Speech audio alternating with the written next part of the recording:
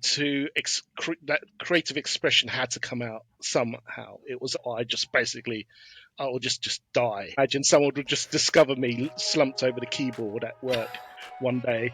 I'd have just died of depression. So I had another passion, which was writing.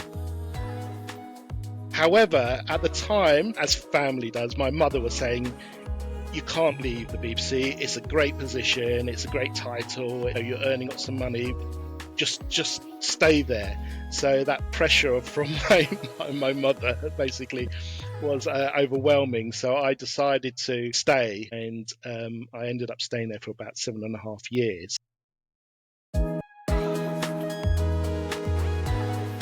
Have you ever felt stuck in a space that just doesn't see you? That's where today's guest, Shamsul Rosunally, found himself. After years in the corporate world, he walked away to follow a deeper passion, storytelling and culture connection. Shamsul's journey hasn't been paved with perfection. It's been shaped by pivots, resilience, and the courage to say no.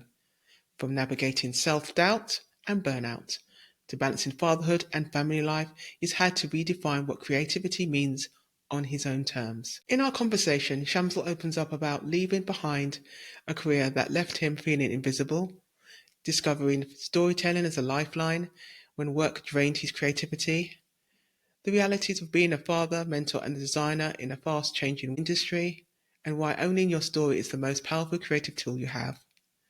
We also touch on everything from embracing AI to cultural icons like comedian Lenny Henry and filmmaker Ryan Coogler, to the importance of not becoming a victim to your circumstances. I've known Shamsul for years, but this was the first time I really got to know him, and trust me, this story is one that so many creators will resonate with. My name is Shamsul Rosunally, the designer. I started off as a designer quite early at university. I had a passion for computers and multimedia. After I left, it was just a passion at that time because I was just so into video and digital platforms. So I eventually ended up in a startup company that did documentaries about wars and generals. We were kind of like at the cutting edge of that technology. I quickly became a senior designer within that company, and that was it basically. I just wanted to conquer the industry. I joined the BBC around 1998 as head of creative design, so it was kind of like a big boost at the time, and I was so ambitious and so gung ho about working with BBC titles and BBC products. And I thought, I'm going to conquer the world, basically. And then when I joined the BBC, it wasn't anything like that. It was very corporate, and it was a bit of a shock. There was actually very little creative work, even though I was brought in as a creative to give my point and to guide these titles and products. It was incredibly boring. It was just a struggle to actually get up to go into work because there was literally no work to do. And I found that a complete shock. So after a year, I wanted out. I just basically wanted to leave the BBC and try something more dynamic, because Yeah, I understand. Creative, you want to express yourself in many ways, and if the job doesn't give you that, then you've got to think of other alternatives. absolutely. And the thing is, with corporations, they kind of lock you into how they want you to be and how they want you to express yourself, right? Which is fine. You're working with very big titles and very big brands, and however, my situation was actually worse than that. It was a case of like, we would only come to you when there's a problem, right? So instead of actually introducing me early on in a project cycle, they would basically just come to me when there was some firefighting that needed to be done. That must be really frustrating. How did that make you feel when they kept on doing that? It was very annoying, I have to say. I would come in and then, it had that kind of creative dread that you would actually not be able to contribute or express yourself. So you would come in, I would literally go cap in hand to all my colleagues and say, have you got anything for me to do? Right. And inevitably there wasn't.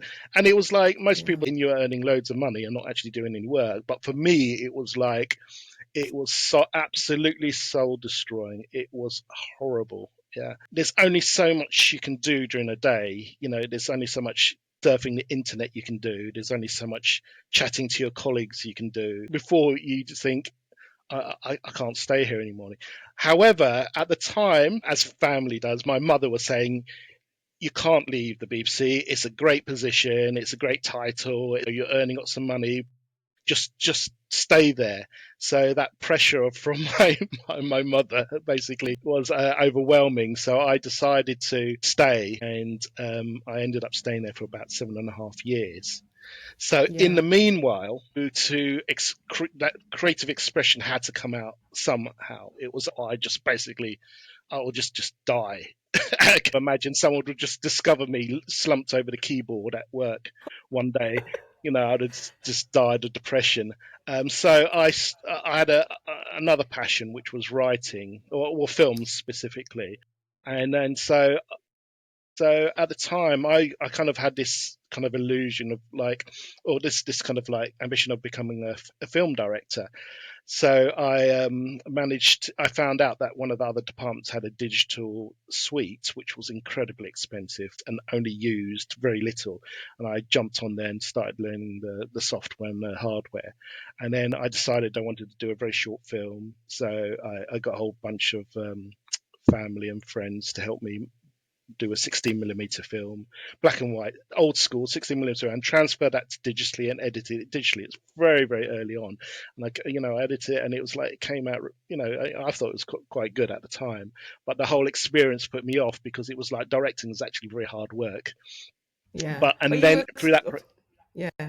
But to say you were experimenting, so you probably wanted to try out different, yes, mediums. So but I kind of examined the whole process, and I kind of said, well, the writing was probably the most interesting part to me, and so that's how I started. I literally would come into work, I'd answer a few emails, and I would just sit there writing, and it kind of got me spurred on. And then an opening happened. They closed down the department, and I was lucky enough to join a small startup company that still used the BBC brands, but basically was in a small office in Chiswick. That gave me an opportunity to actually be creative, and it was wonderful. The CEO was just a guy called Dominic Wheatley, who had made his millions selling Tomb Raider. He had worked at basically the company that came up with the original idea of Tomb Raider, and basically he wanted to start up a new company. So with his millions of pounds, they started this company, and he hired the BBC team who had just been made redundant. So I was part of that team, and it was wonderful because he just said, "This is what I want. Go off and do that, Shamsul." And it was like, "Wow, yes, I will." And he gave me a lot of freedom. yeah, it feels like you needed someone to basically give you that encouragement, and it sounded like you got that from him. Do you think he was like a mentor to you and encouraged you? Not as such. A mentor, I think, would be someone who I'd learn from, right? And he wasn't so much someone who learned because he was kind of him being a CEO. He was very kind of like he had to be one step away or two steps away from the employees because he was that sort of like person who would like a very Alan Sugar, Donald Trump sort of character. It was like, I'll give you 2 or 3 weeks to produce this thing. That was the fact that he trusted you and he involved you early on. Basically, was great. So in the meanwhile, I hadn't told him. I was already on a script writing course at the Royal Holloway University, and I had specifically joined the Royal Holloway so that I could try to get into UCLA Master's Writing course. And so in that period of time, I got an interview at UCLA, managed to get a placement for 1 year as a student abroad on a student abroad program. UCLA Masters of Screenwriting is harder to get in than Harvard Business School. Whether that's true or not, I don't know. But it was, it's incredibly it's prestigious, and it's like, and everybody wants to get onto that course. So when I managed to get that, I said, right, that's it. Basically, I'm going to hand in my notice and basically go off to Los Angeles for 1 year. So that was the journey of like, starting to write, because I was bored at the BBC, kind of, and that was like the next natural step. That's amazing. I was also fascinated about people who are creatives, that they feel they have to pivot, regenerate, and kind of reinvent themselves just to be who they are. And I think you've definitely done a lot of pivoting in your career. I've been curious about your screenwriting, your writing, your storytelling. Where did that stem from? Have you always been a storyteller or interested in writing? Where did that come? Yeah, I think that comes from my mother again. She was a huge influence on my life, because obviously she was someone who managed to get into what you call a public school in Malaysia. She's originally from Malaysia. She managed to get into a very prestigious public school just on her own merit, and that was like one of very few. It's a very famous one. Not within, we wouldn't know it, right? But if you mention that to any Malaysian, right, they'll be like, "Oh wow, your mum went to this school." She even though she's very she's very kind of, you've got to go to university, you've got to go and do this or whatever. She's very into that kind of like, you need to prove to everybody, etc., etc. So she was also an incredible storyteller. Right? So basically, you'd sit down with her, and she would either tell you something about Malaysia, or she would tell you something about how she came to this country, the UK, and through her career met all these people, and she had the ability to draw you into a story and then keep you engaged for half an hour, but in between doing things like cooking and whatever. Yeah. And I think I've inherited some of that storytelling thing, but obviously it's, I've kind of focused it towards the writing. And I think say for example, I'm discovering now my daughter has that ability as well. So it's so yeah, that storytelling, script writing element has kind of come from. I think it's that that wish to express yourself, to tell stories. I think is incredibly important. So I think that's really where the inspiration has come from. Storytelling is very important, it's a way of communicating, obviously, but you kind of feel like it's been handed down generations, even though they might not know that they're doing it. Like your mum, obviously, she said stories that she probably just thought was just like, chit chat, or maybe something that was important Yeah, to her. But yeah, in the background, subconsciously, you probably were learning and absorbing all that information, exactly, and exactly, it rubbed off onto you. exactly. She would never tell you you're not really doing this right, you're not doing that wrong. She would suddenly launch into a story, and then you wouldn't really know that she's trying to guide you or educate you while she's telling that story, and you wouldn't realize it until like a few hours later when you've left, and you thought she was trying to tell me this, right? And then that's the power of, that's the power of story, the fact that you can guide people, educate people, and if you do it in a skillful way, the they wouldn't even realize there is an insidious kind of like side to that, but I think there's also a very positive part of storytelling as well. And so it's interesting as we get into the TikTok era, and we're coming out of TikTok into kind of more specific kind of information era, that basically you can heavily influence someone in a negative way as well as a positive way. You mentioned something that you're a writer for, is it TAPS? Can you Oh explain yes, what that's correct. TAPS Yeah, is? yeah, So, yeah, yeah. what's TAPS? So again, that was another previous life, another kind of like, the word pivot basically is quite used quite commonly now. If there is one word that can describe me, is like I pivot. It may not seem obvious to people what I'm doing, but it's just, I have to feel like it's natural. So it was when I came back from UCLA, I realized that basically I needed further education, because the thing of UCLA is it's a wonderful environment. It's a wonderful course, right, with wonderful teachers who are directly connected to the film industry, but they cannot guarantee that you will end up being a good writer. And that's even though it's like, one of three best schools in the US, probably in the world, for screenwriting and film direction, the success rate is still minute, right? Because, and I think I had a healthy attitude when I went into UCLA, which was basically, I'm here to learn. I know nothing. Whereas quite a lot of the other students used it as a way, it's sort of like a willy waving exercise. Basically, they thought because they got in there that they were the best, right? And so they didn't kind of have an open heart or open mind to kind of learn, right? So when I came out of UCLA, I realized I was still very bad at writing, and so therefore I needed to put myself in an environment where basically I could still learn. So I applied for this job at TAPS, which was very well established. I'd never heard of TAPS, right, because I was never What part can of you the. explain what TAPS is for those who are not familiar with it? It was a company that actually, it was a charitable organization that basically created and put on courses to basically help writers improve their writing. So they could come from nothing at all and then so try to take them to the next step, or they could already be established writers. And some of those writers had done episodes for Casualty or Doctors or whatever on BBC Understand, yeah. TV or BBC TV and ITV.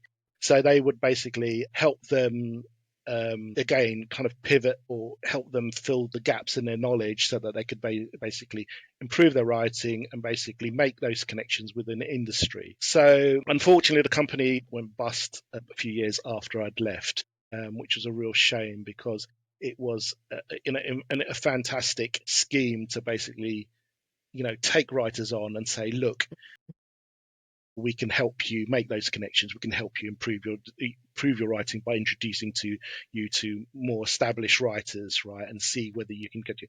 So it was an amazing time. What was your experience there?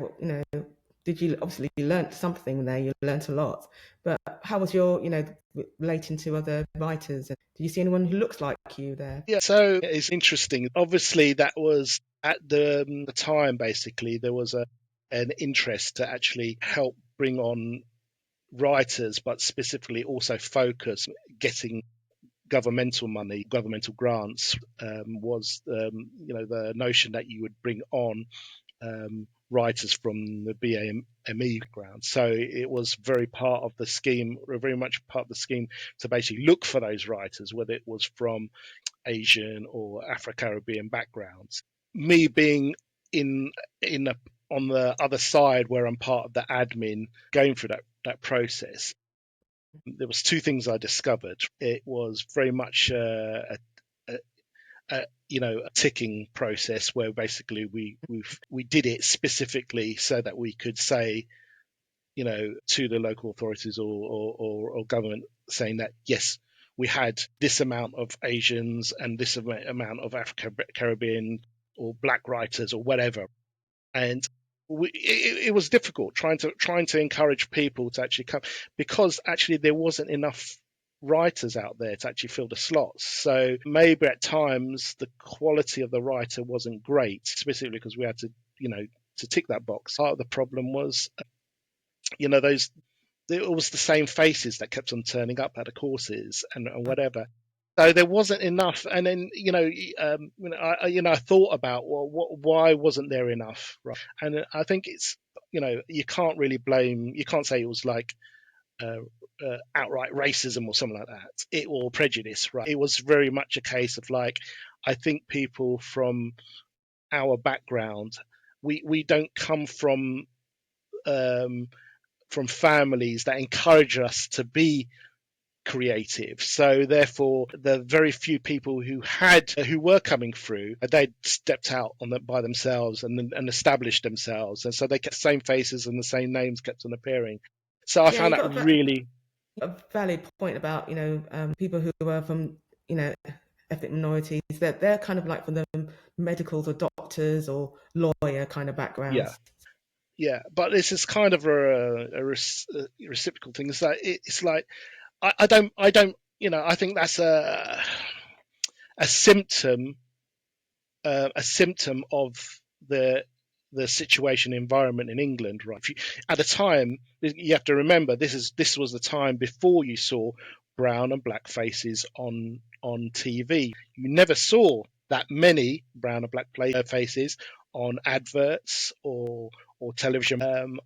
That I guess people will say, well, if I'm not represented, so therefore why should I basically maybe even enter that industry or whatever? I a few years later after this, I saw that kind of wonderful talk by Lenny Henry at BAFTA. I think it was Yeah, I did 2014, see right? that. Yeah, Yeah, and it was such, because you can't basically say to people, this is the reason why you don't have enough people from ethnic minorities in this profession. It's because of racism or basically prejudice or bias or whatever. There was no way of quantifying that and sort of like saying, this is my evidence, right? So therefore we need to keep pushing that so that we can encourage more people to step forward and take a chance, right? And to earn money so that they can have a career, right? Because if we can't encourage them to have a career because there's no possibility, so why should they make the effort? But having someone like Lenny Henry say, look, get up there. Obviously, we grew up with Lenny Henry, but I didn't realize he was so eloquent and so diplomatic, because he never kind of really wanted to shove it down people's throat, and he did it in a very kind of diplomatic way, right? Which basically, and I thought he was amazing.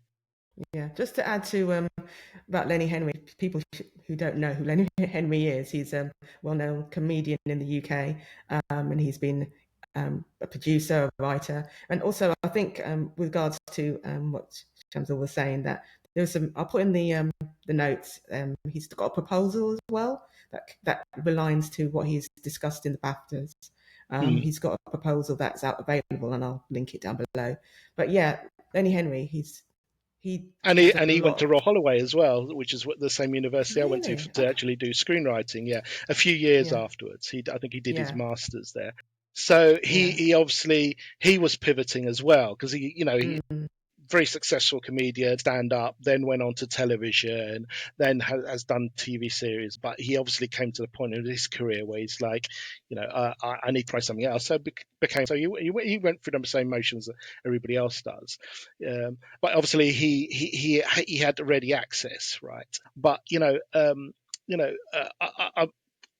I'm hoping that at some point he'll do another BAFTA talk because essentially that 2014 speech was a review of his 2008 speech, right? And so I'm hoping that he does another review and it sort of like says, okay, things have moved along, but here's where we need to kind of keep pushing. But things have changed. There are more writers, but at the time when I was at TAPS, you it was excruciating to hear people talk about, but there was accusations of particular writers from particular backgrounds being, oh, they're too lazy, they don't want to sort of like, and it was absolutely infuriating to hear that, right? But at the time it was like, look, I'm here to work, I'm here to encourage writers to improve our shut and deal with it. When you're in those kind of circles, you hear absolutely terrible things, right? And you think, can imagine. Yeah, you're the reason why. it's Um, the way it is. it is, and it was it was shocking to me to hear those things, right? You probably Because you think, yeah, but to say you have to keep your mouth shut because you don't want to lose your job, and you do your the most that you can, but it's not good enough. They want you to do all the great stuff, all the admin stuff, but they don't want you to give you a promotion, for example. well, it was a small company. There was no there Mm, was no there was no way I was going to run a company fair or enough. whatever. I had no ambitions to run. I was still essentially a writer. Okay. And I desperately wanted to do that. But as when I put myself alongside those writers who were coming on the course, I said, I'm just not ready. I think that's kind of like, I think you have to be and wise about your situation. You can't. It's easy to beat yourself up, but if you come to a fight and you don't know how to fight, then you're going to lose very quickly. So I didn't want. I was. And then with writers specifically, whatever you write is your little baby. Once you put it in front of it, as a writer, you are very vulnerable, right? So you put it in front of the wrong people, or even the right people, and your work is not quite there, right? They may be harsh, they may be subtle, but you take it on, and that can be very heartbreaking at the time, because it's like, what are you calling my baby ugly, right? And it's not a nice thing to hear, right? And so you have to develop quite a thick skin. And even now, I don't think I've got a skin that's thick enough to actually deal with that, because yeah, but now I think I'm in a better position to kind of like argue why this is important in a script. And I think you need to, as a creative, you need to take on criticism, and you need to be guided as well. In this in the media industry, there really isn't as many mentors as you kind of want, right? And I feel like there's probably only like a dozen people that you could go to, right, that actually could open doors or could guide you or could help you. And then we just need more of those sort of people. So now, I'm very kind of much like, I'm going to be a mentor to my children, whether they like it or not. It's like, I'm going to teach you script writing. I'm going to teach you how to think differently, because the schools won't do that for you now. It's very academic. It's about writing English or maths or whatever, which is great, but the creative element has almost completely disappeared. You have to pay extra. So I'm trying to fill that gap with my children, and trying to prepare them for like the onslaught of AI, which I've embraced, and teach them about storytelling and structure and character design and character art, three act structures, and all the things I learned from UCLA and from Royal Holloway, and all the things I've learned since. I think as a parent, you are a teacher in some ways to your kids, and I think some things you can't teach, life experiences, and you're passing that down. That sounds like a great way of, getting them to learn about what it's really like, especially if people who don't look like us. And you have to Mhm. prepare them for that, because there's not only you have to be a creator, you have to deal with how people perceive you on the outside, unfortunately. Yeah, and I think that's certainly changing. I think that landscape is going to be completely different in 2 to 3 years' time. The kind of it changed. It has changed. You do see a lot more Black and Asian creatives, which is wonderful. Too little, too late, as far as I'm concerned. Being someone who's been around at the right time, I wasn't around for that at the right time, unfortunately. I think there was like a generation of Asian and specifically Black creatives who basically were first in the line to basically benefit from this change, who were just kicked to the side because someone else was who behind them basically came along. So you see that a lot of people from African or Indian backgrounds who fit that kind of that brown and black face kind of like have benefited, whereas all those people who have come, who basically made first generation, second generation Asian or Caribbean background, have basically just been ignored because, okay, you weren't around when the purse was starting to open. I would find that really frustrating. It's like, everything has changed for the good, but it was I wasn't there to receive it, and I feel kind of like slightly cheated. I'm very much a person that says, look, I don't want to be a victim. I don't want to sound like a victim. It's like, you have to move on.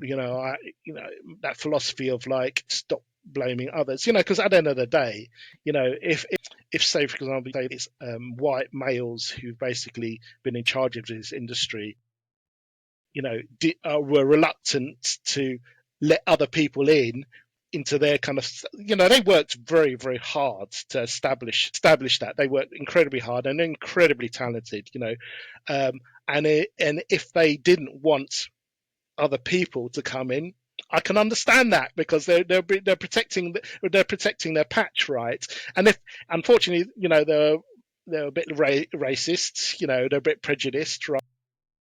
you know um and we missed that boat, unfortunately, when they were forced somewhat to open that door. Maybe I would have been the same. I don't know, right? I'd like to think I wouldn't be like that. I would be more inclusive. I'd be less discriminatory. But until you're into that situation, you won't know. Now we're in this situation where you can't kind of say we were cheated, we missed the boat or whatever, because there'll be another boat coming, right? And then we got to be ready for that. What surprised me is the AI movement, right? Because now, if you have those particular skills, which is basically a creative skill and an ability to understand their technology, now the color of your skin doesn't matter at all. The film industry, as an example, right? Sinners has made the rounds in a theater, and it is an amazing film, right? A film that basically kind of like shows you that, look, there are other stories told in a different way that can be completely engrossing, completely. And yes, it had to go through the traditional kind of film development channels, but it was like shocking to everyone, right? Because it's like, wow, this film has basically made a hell of a lot of money, right? And is artistically um, sound and production wise and everything's sound on it, right? So basically it's and you can't deny what it's done, right? Now everybody would like to sort of like say, Black Panther was that film. Black Panther, I don't think it was. I found that film a little bit grating, because it was like, it felt to me a little bit kind of like pushed down your throat, right? And because, okay, it showed you a different way of looking at the world through the African culture, and them putting Wakanda on a kind of like saying, look, yeah, you people from that, but it's all fantasy. It doesn't actually mean anything, right? But whereas this one, okay, still fantasy, but it kind of shows you that basically, look, it wasn't what was portrayed on screen that was fantastic. It was the way that it basically it introduced a different way of telling a story, and that was wonderful, absolutely wonderful to see. It was I was mesmerized. Yeah, I just like the way how the Sinners movie was, as we're talking about this, it's a lot to talk about, but there's how Ryan Coogler mixed the past, the present, and the future in one moment. That was very interesting, the way he directed that. And also the main character, Sammy, I can relate to, as he's had to hide his creativity as a person of color. I won't give any spoilers if anyone hasn't watched it, but when he had to hide he's a musician and he had to put his guitar under the bed, I just feel like as creatives, and especially in those times, you couldn't be expressive. So, and even though it was an extreme situation, I think even today, some people who are underrepresented, whether they're neurodivergent or disabled, whatever, their creativity is with that's not them. They can't. They don't want to be known for, or the disabled designer or the black creator.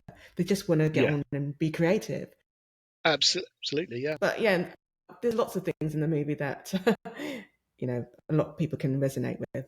Yeah, So I think yeah. it was a real eye opener to me. But not in the sense that it was surprising and unexpected. I think it was like there was like an elation that it's finally come, and it seems like maybe I'm bigging it up a bit. Essentially, as a film, it had still problems with it, right? Mm. But it was just I don't know, artistically and It was just basically, Yeah.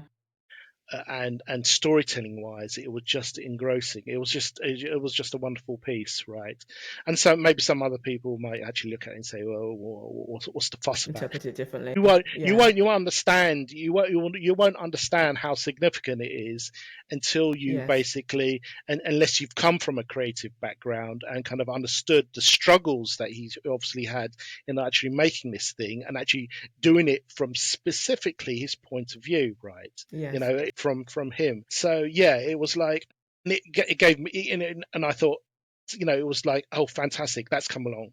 It's like you're sailing on the ocean in the dark, right? And suddenly that lighthouse switches on his light, and now I know where I am and where I'm going. Yeah, and I think Sinners represents that, as well as, say, for example, you know, the AI kind of scene that's come in. It's a wonderful way of democratizing the landscape, right? So basically, now there's not only particular channels that you have to go through, and say, for example, they don't like or don't accept that, then you won't be able to enter through that door. Now it's just, you can see where the door's going to be completely wide open, right?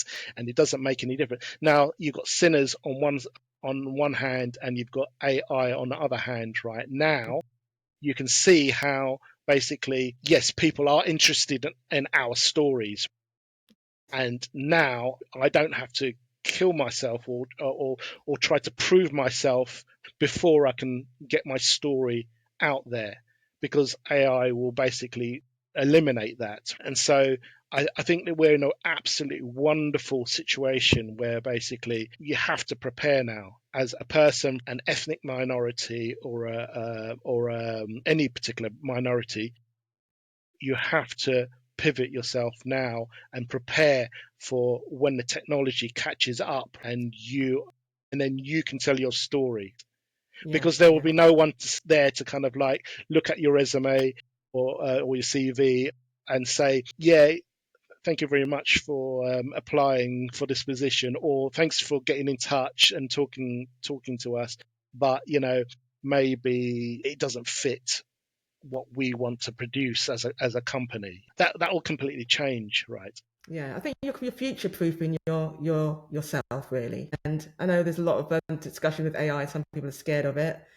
I think it's just a tool at the end of the day. It's how you use it. So yeah, this your AIs are definitely, it's here to stay, and we'll just have to make sure that we I think I have understand to, it. yeah, And yeah, yeah. You know, like everyone, I think at the back of your mind, you know, where how it can be abused and abused really badly, right? But whether you like it or not, you know, this morning I was listening to a podcast about GPT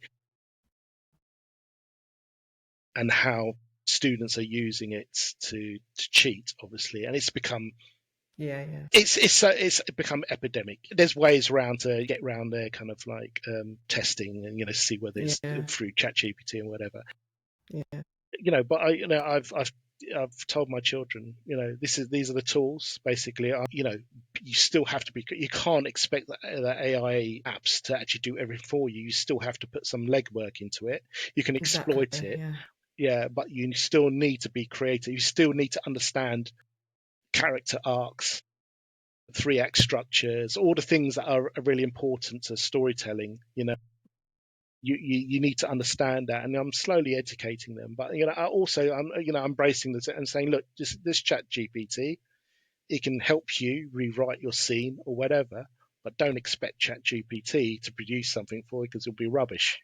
Yeah, maybe one day it'll be fantastic, right? But until then, basically, you still have to put the legwork in, right? exactly. So Yeah, it's very interesting days, you know. yeah. I've got a segment called Studio Draw. It's a play on words. That's kind of the messy part of your behind the scenes of you being a creative, the bit that no one talks about. So, what is something in your desk or studio drawer that you use to design with that you can't do without? When you're creating, or specifically writing, all my focus is on writing. I do still do some of the design the characters for my screenplays. It's basically, once you find a comfortable setup, right, it has to be there. So I have all the electronic gizmos that you could possibly think. I could write anywhere at any time using anything, right? But the somewhat frustrating situation is that now I've connected my PC to my living room TV, right? And I Right. sit on my sofa and I basically sit there with my, all my gadgets, right? And I'm the absolute most comfortable in the living room, writing in front of my TV on the sofa where I've made a little nest, right? Unfortunately, it's the main room of the house. So basically, at any given moment, my children or my wife will just come in and then completely distract me. And it's just so annoying. I I've tried to go to internet cafes. I've tried to set up my own space or whatever, but it just doesn't feel natural. That's the thing that I've unfortunately I've got to the situation where it's like now I have to plan my days and plan my. So luckily I'm an absolute early riser, so I'm most days at 6:30 in the morning. I'm already in front of the TV writing stuff. Yeah. So, and I get maybe 2 to 3 hours to myself before the kids get up and start asking for breakfast. Are we saying that the sofa is something that you can't do without? I can't do. Yeah, it's bizarre, but it's a strange. It's not an object. Most other people would be like, it's like I need my special mug or I need my special pen Yeah. or whatever. I don't need any Yeah. of that stuff. I just need, Fair I enough. just need, I just need to be comfortable where Mhm. a big screen, and that's all I need. Yeah. The next question I have for you: what is the weirdest source of inspiration you've ever used in a project? Weirdest.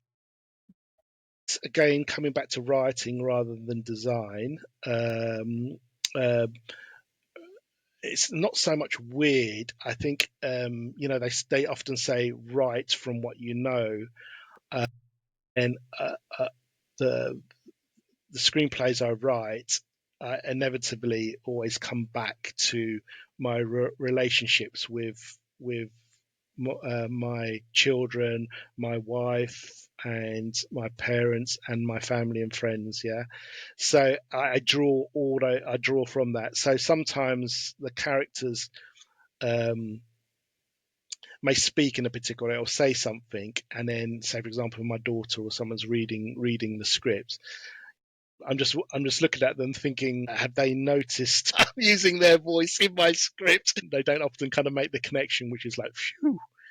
But yeah, I think sometimes I draw quite a lot of my humor and drama from the people around me. It's not so I'm not usually basing the characters wholeheartedly on them, but I'm drawing from a conversation or something like that. So it doesn't fall into the category of weird. It's really a case of like they might find it weird that I'm drawing personal conversations or experiences into my storytelling. They might find that really weird and uncomfortable, but actually, whether it's animated characters or something set in space or whatever, you do have to draw from what you know, and I think that's really important. Last question: what is something chaotic about your creative process that you secretly love? Chaotic, that I secretly love. Oh god, that's an interesting one. Oh, that's an interesting question. Well, the thing is that writing is generally quite chaotic anyway. So I won't state, I'll try out ideas or try out things, and then I'll kind of like develop it, and I'll see where it's going, and then, but I'm happy to ditch it because I think that sometimes people get too engrossed in one idea and thinking. And putting all the effort into this one idea, only to find out that it's terrible by the time they finish the process, or if someone feeds back on it. I try not to be too precious about stuff. So I can flip flop at times, but I'm at the back of my mind, I'm kind of weighing in whether this is commercially viable, uh, commercially viable and creatively appealing to someone, right? So basically, I'm doing those calculations in the background, I'll develop something, and then at some point I might just ditch it. And most entrepreneurs have the same kind of like mindset as well. They'll try ideas. If it fails, they won't rest on that and sort of say, oh, I failed, and so they move on to the next entrepreneurial idea, right? And then try that until something, it's like throwing spaghetti at the wall. Sooner or later, will stick, right? And I think writing or design or whatever, it's kind of like it's always chaotic at the beginning, but sometimes it's a method in the madness, really. Someone outside will think, well, what the hell are you doing? You tried this last year and then you tried this year. Just stick to one. I often get the kind of like, well, you just stick to one thing and just do it. And it's like, and I don't think creative process is like that. You No, try stuff. Yeah, you go to, exactly. you try, you push it. If it reaches the end, fantastic. But if you have to abandon it halfway through, then drop it. Don't feel too precious about it. Move on. And I again, same kind of philosophy I use with my children. I say, look, you develop this idea at any point you feel that this is not good enough, or you get bored or whatever, start something new. And I think you really do have to have that kind of mindset to say, look, I have to try something new. This hasn't worked out, to try something. And that philosophy also relates to the work environment. I think we're in we're a different kind of era now, where you do have to pivot. You do have to kind of like, because no one can predict what's going to happen, right? So you have to have that ability to kind of try stuff, drop it, and then try something else, and do that quickly, not to kind of like stay too long in this thing. And and then that will happen organically and naturally. So I think for my kids, the other thing I'm trying to teach them is like, you don't get too precious about your stuff. Try to try stuff out, try something new. But when you do find something, go 100% right. Focus on that. Try to get to the end. Yeah. I think you've answered my question I was going to ask you next. But I'll throw it out to you anyway. You might have come up with Yeah. some other solutions. This is the last one for you. If you could leave listeners with just one piece of real, no BS advice about thriving creatively, what would it be? Being creative is not just about you; it's about other people as well. So it's maybe you may want to express yourself, but there might not be a recipient on the other end to basically listen to you. Or you may be shouting in your own kind of like vacuum, because either you've created that vacuum or someone else has created that vacuum. So and so you just have to try stuff, and then if it doesn't work, just move on to something else. Again, rather like business, if it doesn't succeed, being expressive, it's not just about the one idea, it's about many ideas. And it's not just about you. You have to trying to communicate to one other person. It could be one other person, but it's about communicating. And yeah, I think ideas more than often are collaborative, and I think it changes once you communicate with other people. If people like your ideas, they'll tell you straight away, and if they don't like, obviously they'll be critical. So you need to. I think you need to basically talk to other people, and I think that's one of the reasons why I was like really happy to talk to you about it, because it's like it is the process is very painful, yeah, but it's that urge, that uncontrollable urge to express yourself, or try to find a way to do it. And you have to feel your way around in the dark. You have to kind of like speak to other people, talk about your ideas, and then basically, and in the meanwhile, give back to other people. So basically, it's like, how can I help you express yourself? How can I help you achieve your goals? Really, I think my piece of, if there was ever a piece of advice, is like it's a two-way street. You have to give and you have to take. Yeah, you can't just be like, you're going to just listen to me and that's it. If you don't like my idea, then I'll just move on to another one. It's not quite like that. It's Yeah. like, I think you got to be able to listen to other, and rather like storytelling, I had to listen to my mother before I could basically become before I became a storyteller. You have to be able to listen to other people before you can basically start opening your mouth, I think. So yeah. That's great. Thank you. That was absolutely wonderful. If there's anybody who wants to reach out to you, how would they get to, have you got social media handles? How can they support you in your work as well? You know what? I used to be a really good networker in the past. I've been reluctant to do this until I'm rather like a butterfly coming out of the cocoon for the first time. I'm ready to spread my wings, but I'm not quite there yet because I want to basically present something to. So if someone wants to support me, I'm happy to provide an email or whatever. And if I'm happy to support other people or whatever. So I'll send you. I don't have a media kind of a social media kind of like presence at the moment. I'm just emerging from the dark again. I've been in a cocoon for a little while, and Make it sound and like you're I Batman. yes, yeah. And then when I make my splash, you better be ready. I'm telling you.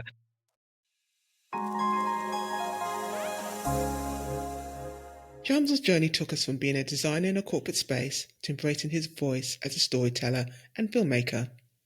What stood out to me was the tension between working in environments that stifled creativity and his drive to tell stories that matter, especially those that amplified underrepresented voices. Like so many creatives, he faced systematic barriers, a lack of mentorship, and the frustration of feeling cheated by an industry that often overlooks diverse perspectives. Yet instead of staying silent, he leaned into storytelling, sought mentors, and embraced pivots that allowed him to reclaim his creative freedom. The result was an overnight success, but transformation.